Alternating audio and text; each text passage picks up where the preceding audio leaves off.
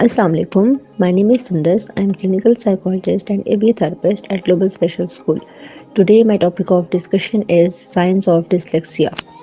Dyslexia को mostly associate किया जाता है रीडिंग और राइटिंग में चैलेंजेस फेस करने से, या फिर स्पेसिफिकली इस चीज़ के साथ एसोसिएट किया जाता है कि अगर एक बच्चा लेटर रिवर्सल्स मतलब जैसे स्मॉल बी और स्मॉल डी या फिर 2 को 5 लिखना, इस तरह की चीज़ों में अगर उसको कॉम्प्लिकेशंस आ रही हैं, तो इस चीज़ को रीडिंग और राइटिंग में कॉम्प्लिकेशंस आ रही हैं, तो इस चीज़ को डिसलेक्सिया कंसीडर किया जाता है।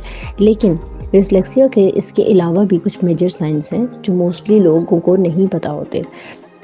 उसमें सबसे पहले है डिलेड लैंग्वेज डेवलपमेंट। अगर आपके बच्चे में लैंग्वेज डेवलपमेंट बहुत टाइम के बाद हो रही है, एक स्पेसिफिक एज के बाद स्टार्ट हो रही है, तो इट माइट बी पॉसिबल कि उसको डिसलेक्सिया हो। सेकेंड रीज़न है डिलेड और no dominance hand dominance in primary school.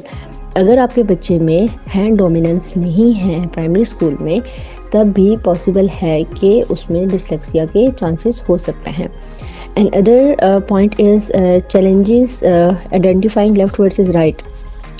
इसमें ये होता है कि आपके बच्चे को लेफ़्ट और राइट में आइडेंटिफिकेशन करने में बहुत ज़्यादा प्रॉब्लम होती है।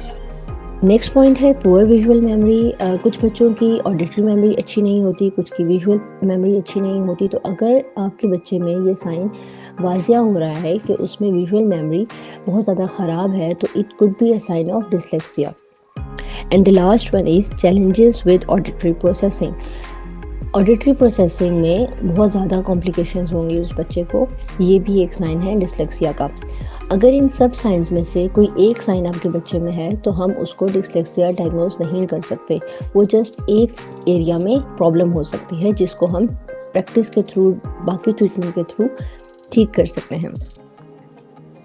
लेकिन अगर इसमें से 4 या 5 या 3 इतने ज़्यादा सिम्टम्स आपके बच्चे में इकट्ठे शो हो रहे हों, तो फिर उसमें डिसलेक्सिया डायग्नोज होने के चांसेस हैं।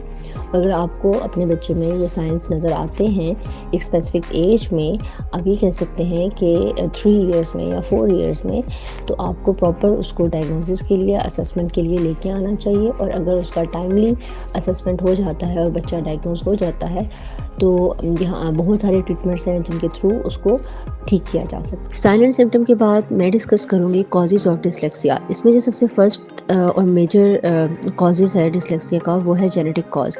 जेनेटिक कॉज ये होता है कि अगर आपके एंसेस्टर में या फिर पेरेंट्स में किसी को भी कुछ फीचर्स हैं डिसलेक्सिया के, या फिर उनको डिसलेक्सिया डिसऑर्डर है, तो फिर वो आगे पास ऑन हो सकता है बच्चों में भी। तो 30 to 50% चांस होता है कि जेनेटिक रीज़न की वजह से बच्चों में डिसलेक्सिया के फीचर्स डेवलप हो रहे हों। सेकेंड होता है ब्रेन डेवलपमेंट और उसके फंक्शन में थोड़े से डिफरेंस होना। एक तो नॉर्मल बच्चों का जो ब्रेन होता है, उसका जो फंक्शन होता है, उससे बिल्कुल डिफरेंटली फंक्शन कर रहा होता है और डेवलप हो रहा होता है डिसलेक्सिया के बच्चों का ब्रेन। अब इसमें ये होता है कि उनका ब्रेन स्ट्रक्चर, ब्रेन फंक्शन और ब्रेन केमिस्ट्री, तीनों चीज़ें बिल्कुल डिफरेंट हो जाती हैं नॉर्मल ब्रेन से। और थर्ड वन है disruption in brain development and function. इसका ये मतलब है कि अगर बच्चे को कोई भी इन्फेक्शन हो रहा है या वो किसी भी टॉक्सिक के साथ एक्सपोजर हो रहा है उसको, तो उसकी वजह से उनकी ब्रेन डेवलपमेंट में और ब्रेन फंक्शन में बहुत सी चीज़ें डिस्टर्ब हो जाती हैं, जिसकी वजह से उनको डिसलेक्सिया के फीचर्स डेवलप हो सकते हैं। इसके बाद मैं डिस्कस करूँगी ट्रीटमेंट। अगर आपके बच्चों में डिसलेक्सिया के साइलेंट सिम्टम्स शो हो रहे हैं, तो आप उसको कौन सा ट्रीटमेंट दे सकते हैं।